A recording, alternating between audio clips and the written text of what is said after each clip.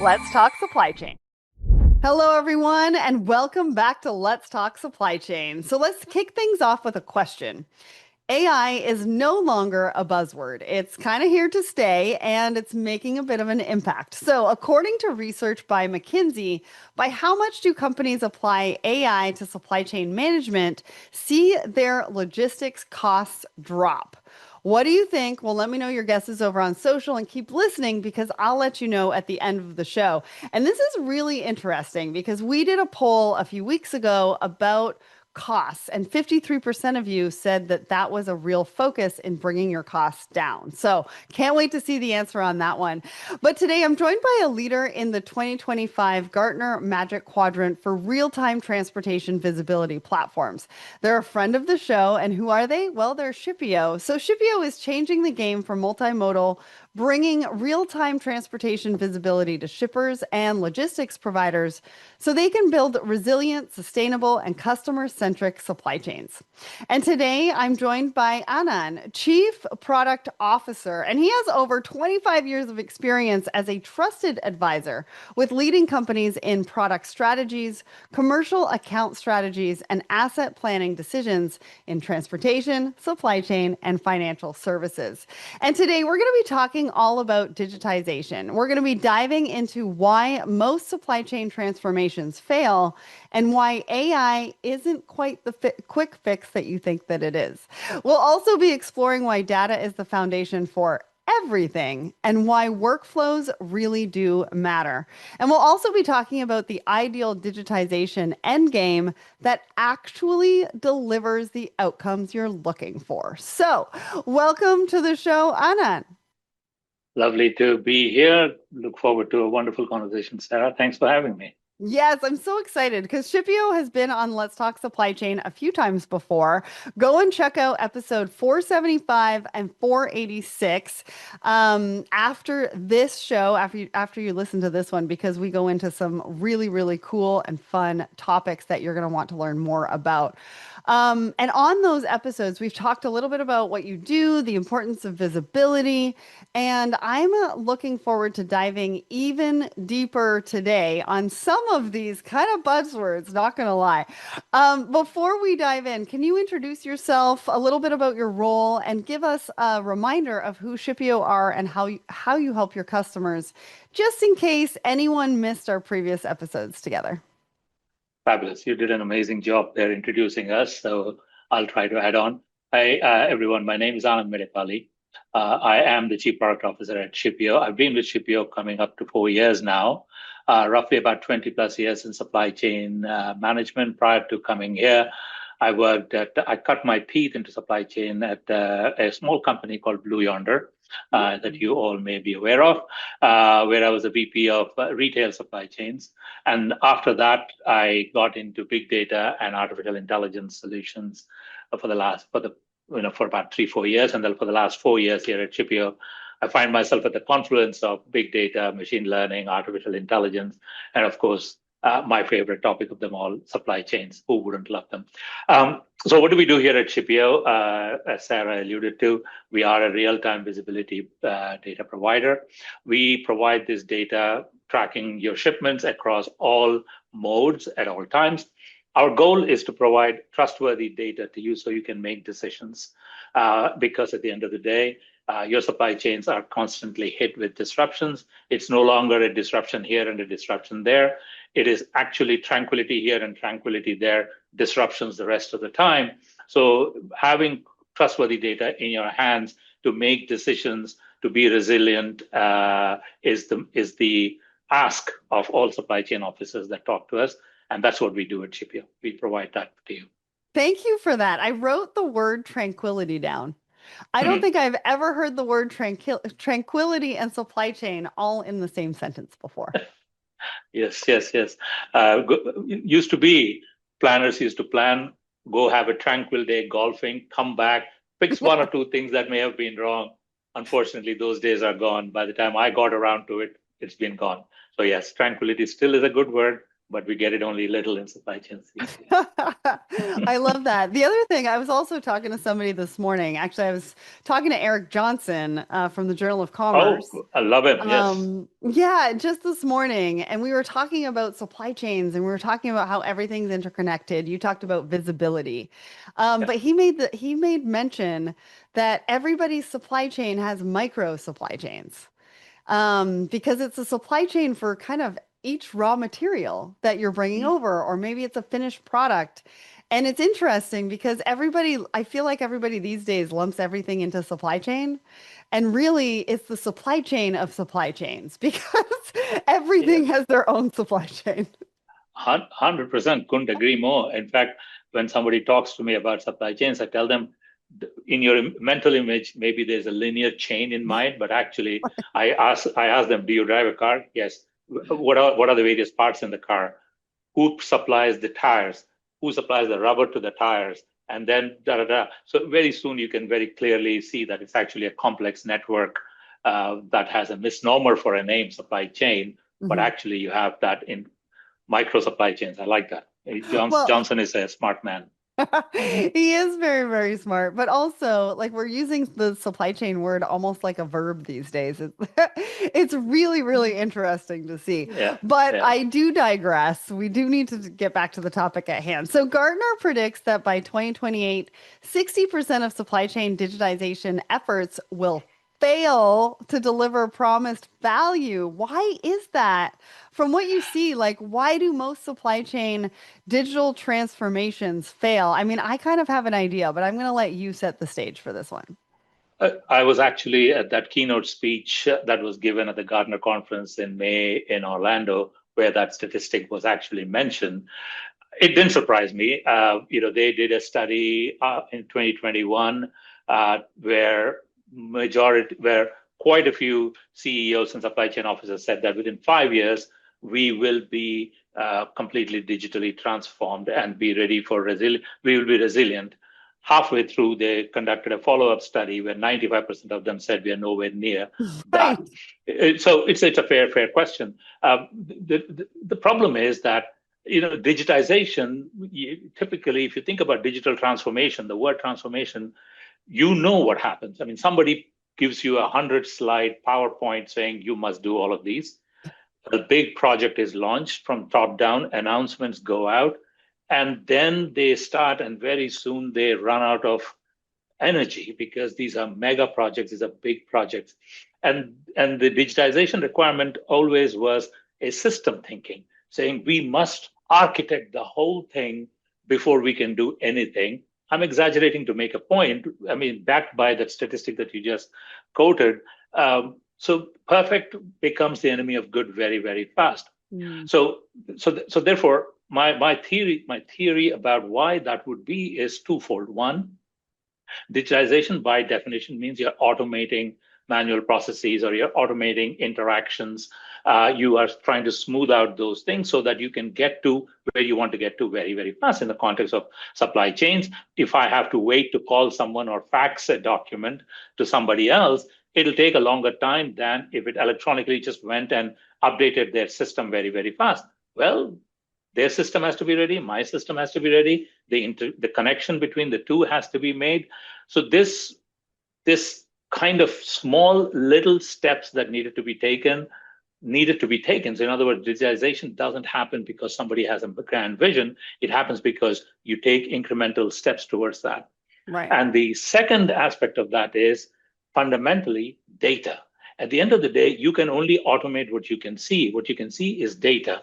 So forgetting that supply chain management has moved from the realm of moving goods to moving data or watching how data moves has been another mistake as well, in my opinion. So your data are in silos.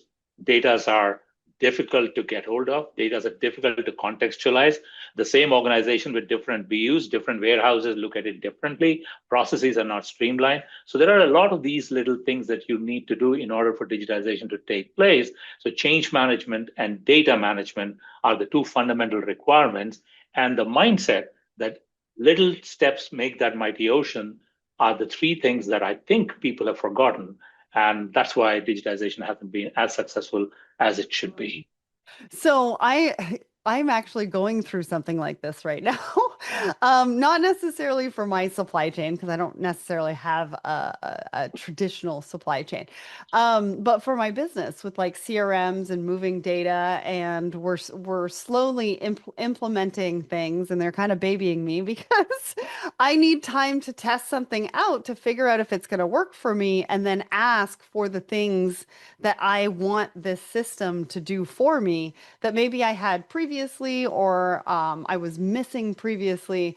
And so I completely agree with you. I mean, this is, and the fact that they have been, and I say babying me, but like putting it into small steps is actually so much better for me as a human and from a mental standpoint because it's allowing me time to breathe and understand it and really get to the heart of what I want from it.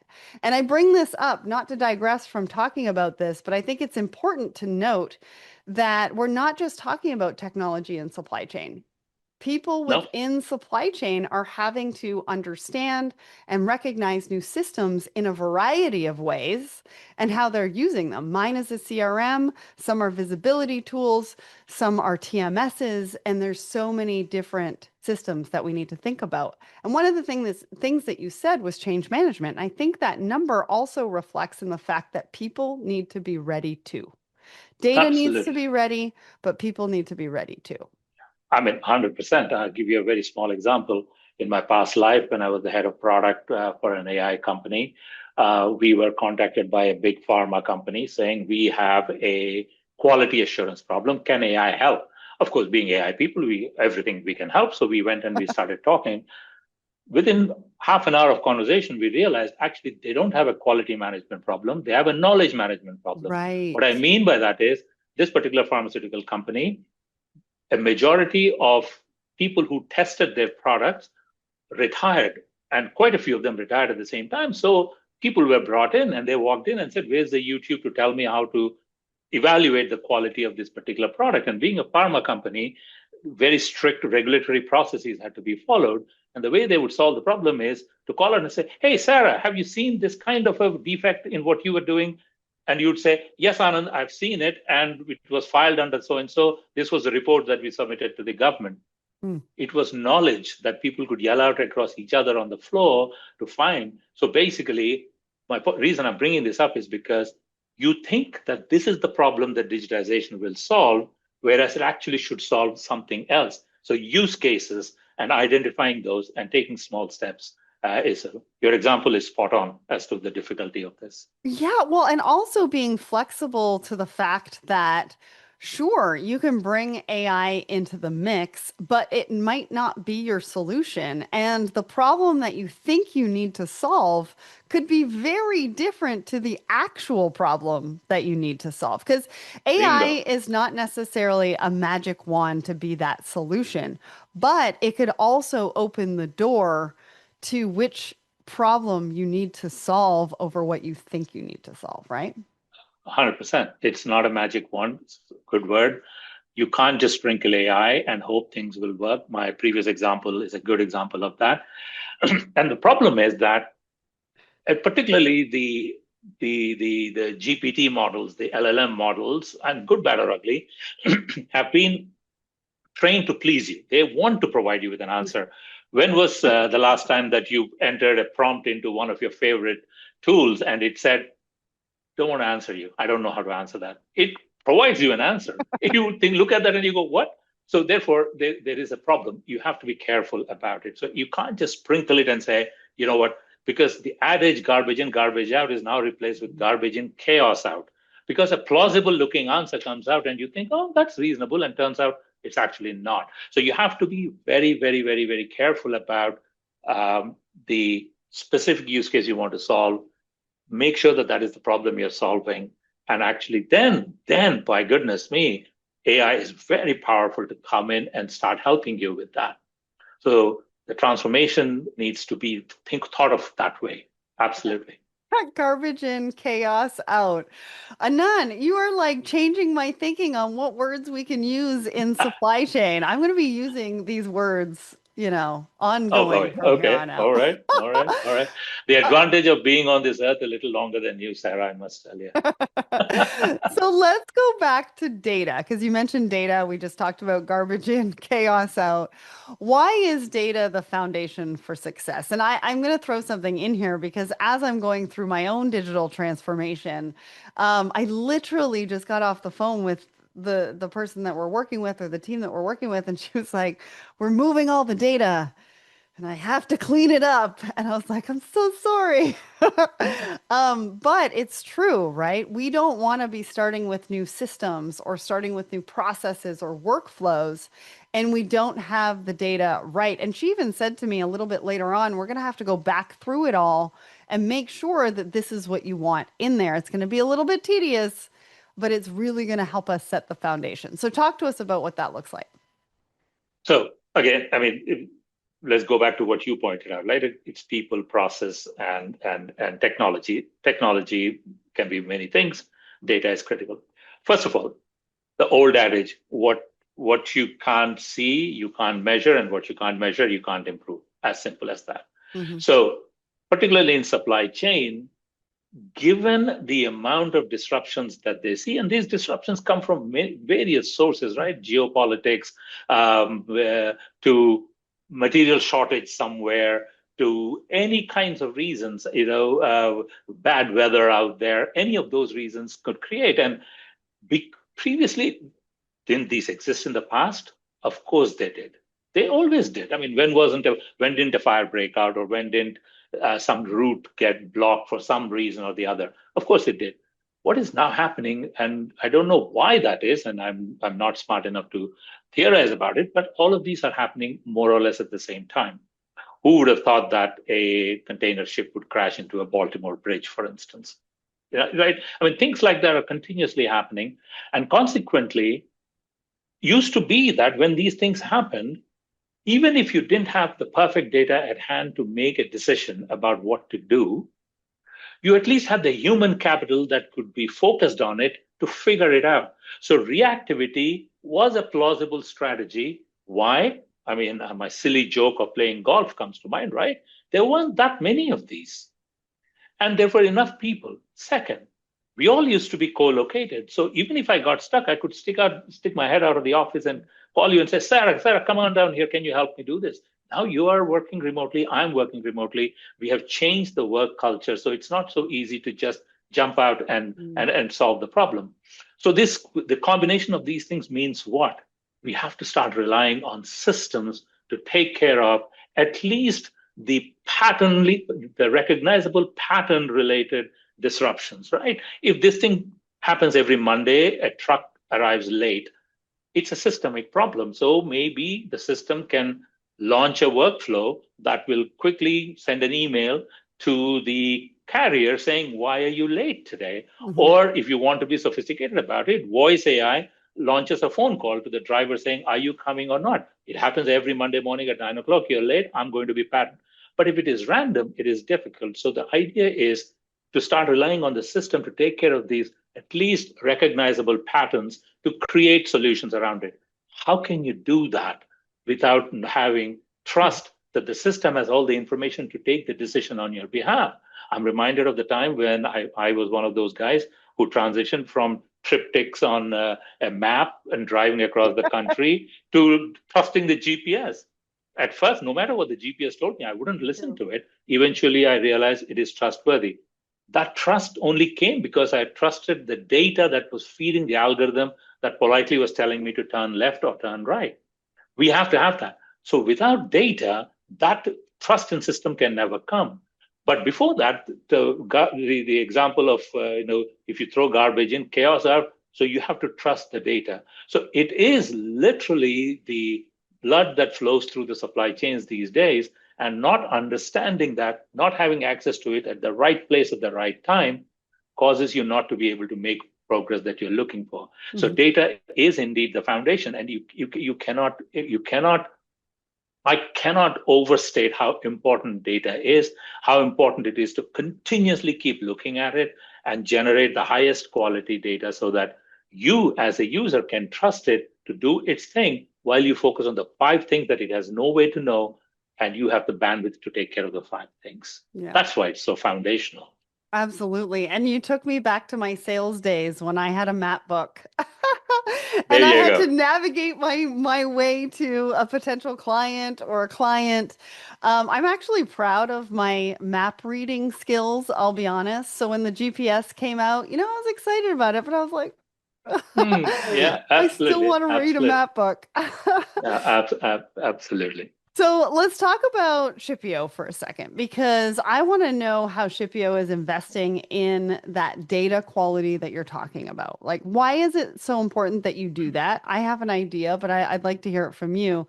And also, as a vendor supporting customers on their digitization journey, I would assume that data quality has to be at the center of everything that you do. So talk to us about what that looks like, why it's important. Um, I mean, fundamentally, just let's think about our customers, right? I mean, the who's who of the world are our customers, and many of them run mission critical operations. So take our Hmm. marquee customer, Renault in the automotive industry.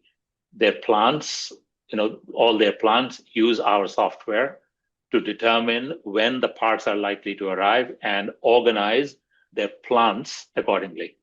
Just stop and think about that for a second. It sobers me up instantly when I think about that a company like Renault relies on our data to determine the shifts in a plant. That is pretty amazing responsibility on our shoulders, right? Yeah.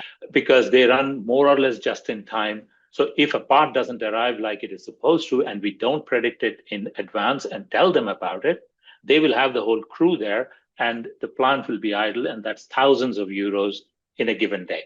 And that is a absolutely unacceptable thing for them. So therefore, focusing on that. So in at Shipio, data quality is a product in itself. So I'm a software guy, I build software products, but we have actually turned data quality into a product. So we have the capability of absorbing all kinds of data, contextualizing it. We have machine learning algorithms that kind of look into that and clean that up and contextualize it. And then we have predictive AI or machine learning models that actually predict the likely outcomes of this so that we in advance tell you something is wrong, etc., so that you can take an action. So that is the foundation of it. And, we are one of the, probably the only one that I at least know of, who contractually obligate ourselves to deliver that highest quality to our customers. In other Huh. words, if we don't deliver that to you, you have every right to ask for quote unquote money back. It has never happened. I mean, that's the record. 10 plus years of Shipio's existence, no customer called us and said, and I'm knocking on wood because I don't want this to break, to jinx this. No customer called us and said, give us our money back. So Wow. we make that a thing. We have something called a data quality cockpit. What is that? That is basically, but that said, despite everybody's best intentions, things do go wrong. An unexpected traffic jam, a flat tire, anything could go wrong, in which case sometimes we can't predict it accurately enough. And we acknowledge that, but we very quickly, our cockpit explains why. So you have the full root causes of why certain things didn't go according to the plan. Why is this important? A, to run your business, but more importantly, to have objective, data based or fact based discussions with your trading partners. So if I'm Hmm. a shipper like Renault and I am taking a carrier to task for not delivering on time, I better have the data to back it up. So the timestamps that we capture, because we capture GPS coordinates, time of delivery, proof of delivery, all of those are in our hands that we share with the shipper that they can use for having meaningful and objective conversation. And here is what we do one more thing to make sure that the data quality stays as the central theme of what we do. We share the same data with the carrier. We don't want them to be surprised. We tell them, hey, this has been your performance with Renault. Renault, this has been, this carrier's performance with you. Have a conversation and see what needs to be done. And we tell them, you need to improve this here, you need to improve that here. You say you will pick up at 10, but you only show up at 11. So should we move the thing to 11 so that everybody can plan around it? So it is a people process technology thing, but it is treated like the number one software product from Shipio is data quality. So there's a couple of things. I took some notes. You're really talking about choice. What you're doing is you're delivering the information and the data for both sides of the equation to be able to make choices that better work for both sides. So Correct. essentially, you're acting as sort of a mediator without actually physically having to be in a room and bringing them to Without the physically having table. to be in the room. I'll give you one more example. Some of our customers, ocean customers, the people who use our ocean visibility solution, where we track containers on their journey, they use our data aggregated to their whatever their level, their own data, when they go into tender process with the carriers. They basically said, "This has been your performance with us. You need to be able to do that." So, in other words, again, another humbling moment for me when I think about it, I stopped short of, wow, this is amazing, is their entire business is to ship products. Mhm. In order to ship products, they need carriers to play ball and they need contracts in place. They take our data to that contracting discussion. Right. What better endorsement of data quality can there be than that they trust our data, that their executives go and negotiate with the Musks and the MSAs of the world. Yeah. That's what data quality means at Shipio. Yeah, well, and also you put your money where your mouth is. I mean, if it's in your contracts and they are able to come back to you and say, no, I don't trust it, it's not working for me, you give them their money back. I mean, that really takes it to the next level. Correct. So I want to talk a little bit about visibility because we've talked about that on a past show with Shippeo. I talk a lot about visibility, but I think like similarly to AI, people tend to talk about it as a quick fix. When in reality, just having visibility or just having data or just having AI isn't quite the answer, right? So talk to me about that. What is the mistake you think people are making in thinking about visibility by itself or alone can solve their problems? We are a visibility provider. So I don't want to be the turkey that's voting for Thanksgiving by saying visibility. You need more than visibility for sure. So that's where the whole world is moved. But again, why? It's one thing to say, I'm giving you amazingly high quality information. That is a lot of information. And how do I process that? What do I engage with? What is the best way to engage with it? And what's the top five things I should engage with? So visibility is not enough. Engagement is required. And if I engage with that, what are the actions that I need to take in order to overcome this problem? Going back to Renault, they have all our information in there, and then they use our workflows to actually take actions. They Mhm. pick the top five and then say, oh, that part is stuck at the border between Turkey and the EU because of border congestion today. It won't come to my Paris uh, plant on time. Then the system says, I think the Marseille plant has that, and they don't need that. I could route that to you here and Mhm. let that shipment go straight there, or some other means. Or should I expedite it? Should I send somebody on a scooter to pick it up and bring it fast so that you don't have to, they can drive fast. And these are real solutions that they have. Here is the beauty: no matter how big a customer is, no matter how big a company is, the degrees of freedom with which you can on the spot take actions on are three, four, five, maybe degrees of freedom you have. Mhm. You don't have infinite options. So four or five. But on a given day, which of those is the best one is the decision to make. So visibility is absolutely necessary because without that, you don't know that you have a problem even. You need to have the symptoms. Then you need to engage with it to say, okay, is this material? Is this disruption big enough for me to worry about? And if it is, oh my goodness, let me take action. So Yeah. that is the journey that everybody needs to be on. Well, and I think you make a really good point there in the fact that it's never necessarily the absolute perfect decision. But everybody needs to make a decision and they need to take action on it. And they need the data and the visibility and the engagement to be able to make the best decision in that moment with all of the tools that you have. And that's what the Absolutely. tools afford you, right? Absolutely. Absolutely I right. love that. Yeah. So let's talk about workflows.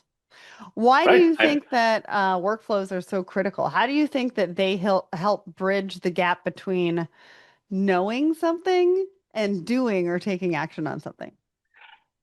I mean, I mentioned the word, didn't I? I mean, so yes. I mean, if you think about this conversation between you and me, right? It's a workflow. You're asking a question, I'm answering, we're having a conversation, we're going back and forth, and we keep talking about the point till both of us are reaching an equilibrium to say, okay, this makes sense. So everything we do, everything the system does, everything trading partners do with each other has some kind of a workflow. In a system, a lot of workflows simultaneously can be launched and can work easily well. So that's why the that's where going back to your first question about digital transformations, etc. I think that's where the fundamental miss was in that understanding that actually it's all about workflows between trading partners that will solve problems, whether that is a shipper and a carrier or between a warehouse manager and a transport planner, you name it. Any two people have to interact with each other. Workflows are the foundational element in any process to work well. That's why workflows are important. And that's why we focus on workflows. So we basically, have many workflows in our platform. We built it when working with our customers because we said, if this happens, what do you do? Who do you call? Which email do you send? And then we say, okay, we could automate that. There are certain things that can't be automated. There are certain things that a workflow won't do, but many things that can do. And here is the reason workflows are super important now. So, and workflows are nothing new, huh? They have been in existence when companies like ServiceNow were built based on workflows before AI was a thing. So workflows don't need AI. They are rules-based thing. You must have heard of words like RPA, robotic process automation, and all these things that predated agentic AI conversations. They all were that, hey, let's build a workflow that connects and executes tasks. If I alert you about something, that's a one-way workflow. If I alert you of something and you have to do something, I'm waiting for your response. That's a two-way workflow, and we keep going back and forth. The reason that workflows now have come into much more prominence is because the tasks that the workflows execute are typically defined by rules. If this happens, then that happens. AI comes along and says, Anand, you don't need to really specify all the rules. The system can learn and AI can do that for you. So it can make a decision that today I should contact Sarah via email because there is enough time for this load delay to be fixed. Another time it decides, no, I'm going to use my voice AI to call her now because she needs to fix it right now because there isn't enough time left for the delivery. Otherwise, the plant will be idle. So this, I don't need to worry about it being rules. So that's why the arrival of agentic AI and the recognition that workflows are what drive processes has come to a perfect storm of capabilities that we can do, where still the old workflows are the workflows, but the tasks that are executed within it could benefit from AI. I'm not one to say bring a surgeon to every ribbon cutting ceremony, Right. but bring it when it is absolutely the right thing to do. And I think the time is now. And that's the reason why data, workflows, and AI all in one sentence is now actually a nice rhythm to it. Yeah, and I like the way that you position that because the workflow is the workflow. It's always been the workflow. They've just had rules around it. But now it's time to take a look at it and see where automation makes sense. Not try Correct. to force automation on anybody or any workflow that doesn't want Correct. it. Ab- Absolutely. And this is the other thing. The other day I was in a conversation with one of our customers who said, hey, how should we think about AI? What are you guys doing about AI, agentic AI, etc.? So I said, one thing I advise you to do is not get caught up in the buzzword of it. Hmm. Don't have FOMO about it. Don't worry that you're missing out on anything. Don't think of AI as this big hammer that Thor gave you and now everything is in it. It's not. It won't solve your problem. But flip it. Say, if I can solve a problem without AI, why aren't you solving it? Solve it, but then challenge yourself to say, can AI make this better? And if the answer is yes, Right. bring it in. You're not disturbing anybody, and Bob's your uncle. Suddenly, the workflow is suddenly much more smoother, much more smarter, and everybody is happy.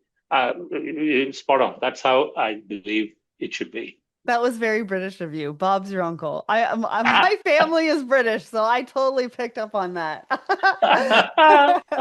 I realize I have some maxims from here. Yes, yes, yes, yes, yes. All good, all good.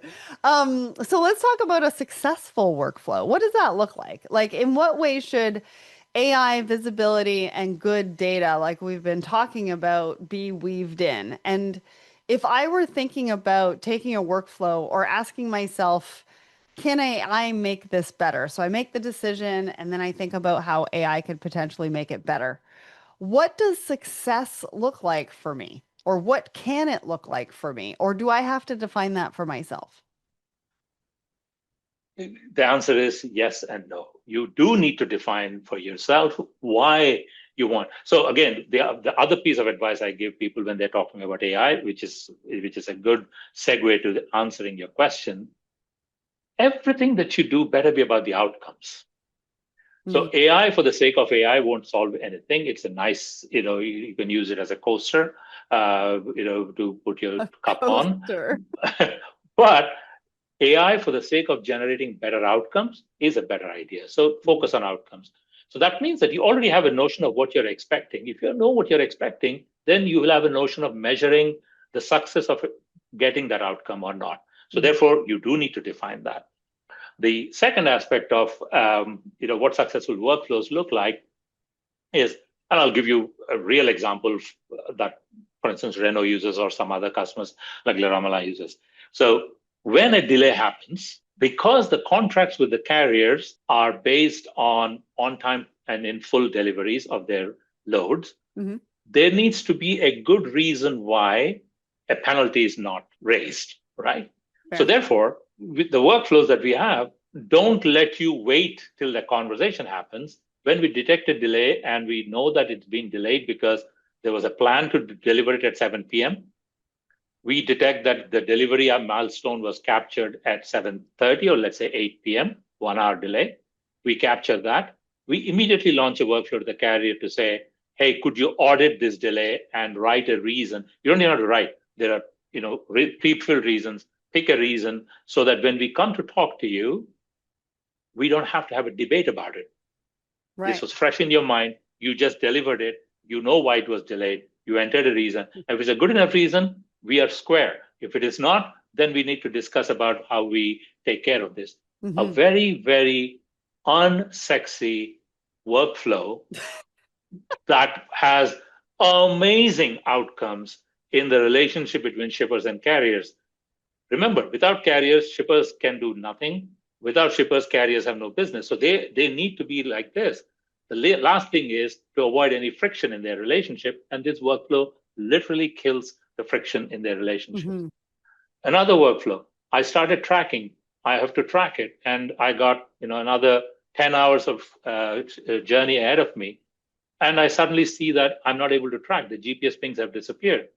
Well, I can curse the lords, or I could basically launch a workflow at that point to quickly ask, hey, what happened? And the driver may get an email or get a call, or the driver may have already updated the dispatcher. And because the dispatcher can say, what happened? Hey, just be patient. We're going through a low network area. You will get it. Whatever the reason it may be, Right. we immediately know so as not to panic and rethink, okay, maybe this is not going to be coming around, etc. Now, these are the workflows that exist. Now you can challenge yourself and say, can an AI do that instead of the email? Can it be something else? I gave the example of the task that the workflow executes. Could that be smarter and better be done with that? And the outcomes are measured purely therefore, by virtue of the definition.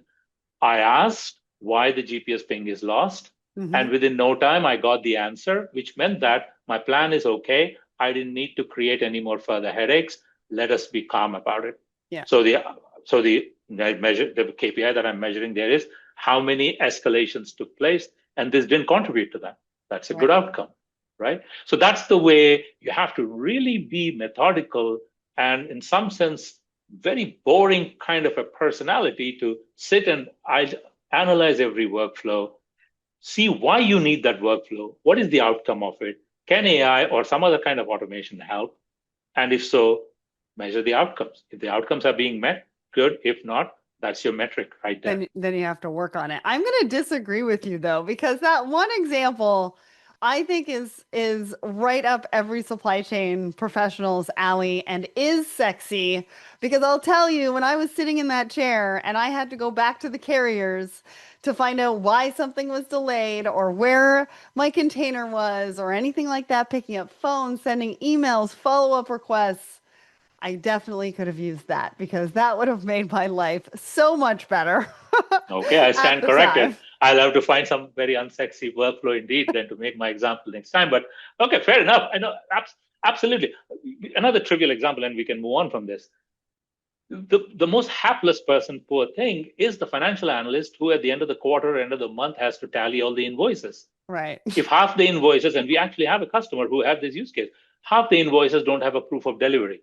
What is that hapless person to do? You approve the invoice without challenging it. Let's say if it's a demurrage penalty that you're supposed to be tallying and you don't have that information, and you just approve the invoice, you're overpaid. Mm-hmm. And and therefore that person needs the proof of delivery. How about when we capture the delivery milestone, we immediately launch a workflow saying, you didn't upload the proof of delivery. Can you quickly upload it, please? Right. Again, seemingly unsexy or seemingly obvious thing to do, but doesn't get done, you pick it up. That financial analyst is having a simpler life a month Yes. later or a quarter later, right? Yes. And they actually get to go for lunch, people. That's what we want. We want people to be able to leave their desk and go for lunch. I love that. I love that. That's absolutely correct. All right. Well, I have had so much fun in this discussion, but we do have to wind it down. I have one last question for you. What's the Yeah. result of all of this? So, at a business level, but also for supply chains as a whole, where would you leave us? What would you leave us with? At a business level, basically, you can live with fewer surprises. Again, I go back to the word tranquility. Shipio, let Shipio give you a little more tranquility with accurate information on time without any latency in it, so you can do something about it. That will create. I mean, and our motto, our vision statement is, to help you build anti-fragile, namely, you adapt to disruptions, anti-fragile and sustainable supply chains. So let's help you get greener in that sense. So the business level accurate data helps you make decisions towards those vectors of cost management, on-time delivery to customers management, so customer satisfaction, and definitely a greener supply chain that you aspire for. Those are definitely high quality and board level business outcomes that you're looking for. At an ecosystem level, because you are in an ecosystem, you're trading with partners, you're working with suppliers, you're working with vendors, etc. Having a more adaptive supply chain helps you deal with someone else's disruption. So it's not just you're managing your own disruptions. Sometimes your disruptions happen because actually your trading partner has had a disruption. How to be empathetic towards that, having that information in hand can help you organize. To your earlier example from Eric Johnson about mini supply chains, maybe you focus somewhere else and not worry this supplier for a little bit, that kind of information. So that can be done so that you can learn from each other and have a better collaborative capability between all your trading partners, etc. And finally, at a leadership level, at a leadership level, you as a supply chain leader setting the tone for your organization. I mean, if your goal is really digitization, and I hope it is, because that's the only panacea that we have out of all of this, you can actually deliver a program that actually sticks, right? Mm-hmm. You need the data. We established the reason for that. You need trustworthy data. So therefore, that's the kind of a thing that you need to think about. So accurate data gives you better business outcomes, better trading partner collaborative outcomes, and definitely for you as a leader, let me call it your credibility outcomes around your digitization strategy.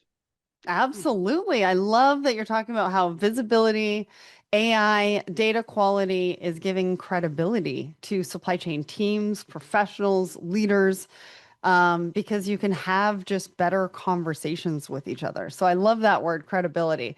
Now, we've been talking about it for a long time, but we haven't necessarily been doing it all right around digitization. And it's been really insightful to hear about how pulling visibility, data quality, AI effectively together into engaging workflows really can make such a big difference. I think a lot of people are going to walk away from this conversation feeling Inspired. Now, did you have a guess at today's big question? Well, at the top of the show, I asked you, according to research by McKinsey, by how much do companies applying AI to supply chain management see their logistics costs drop? Do you want to have a guess at this, Anand? I'm going to put True. you on the spot. Pick a number, percentage. 40%, 50%. Well, it's a massive 15%, but they Ah, also saw service levels improve by an even more impressive 35%. So it okay. really is time to take AI supported transformation seriously. And if you're looking for a partner to help you develop AI embedded workflows that drive results and build a supply chain that gets stronger with every disruption, which is what everybody wants, head over to shippeo.com to learn more. A massive thanks to Anand and to the team at Shippeo for making this episode happen. Don't forget to subscribe, rate, and review the show. Check out more content from the best and the brightest over on letstalksupplychain.com. We've got incredible guests, innovative strategies, and transformative solutions you can't afford to miss, but also we've got other episodes from Shippeo. So, Anand, thank you so much for joining me today.